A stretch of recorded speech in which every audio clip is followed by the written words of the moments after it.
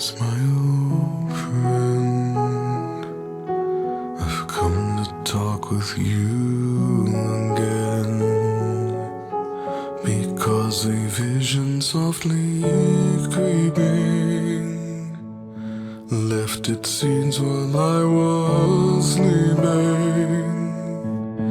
and the vision that was planted in my brain still remains within the sound of silence. In restless dreams I walked alone, narrow streets of cobblestone, neath the halo of a street lamp. I turned my collar to the cold and damp, when my eyes were stabbed by the flash of a neon light that split the night and touched the sound of silence. And in the naked light I saw 10,000 people, maybe more.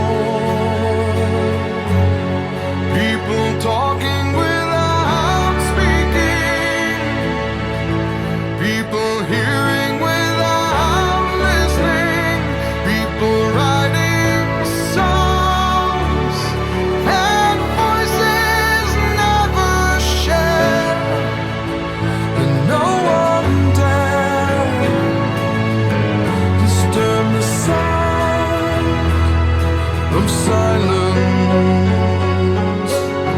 Fool, said I, you do not know. Silence like a cancer grows. Hear my words that I might teach you. Take my arms that I might reach you. But my words, like silent raindrops, fell and echoed in the wells of silence.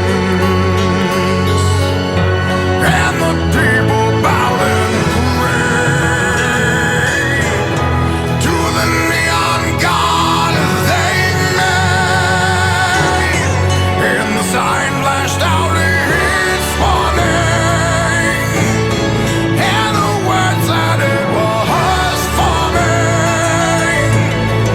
And the sign said the words of the prophets are written on the subway walls, in tenement halls, and whispered in the sound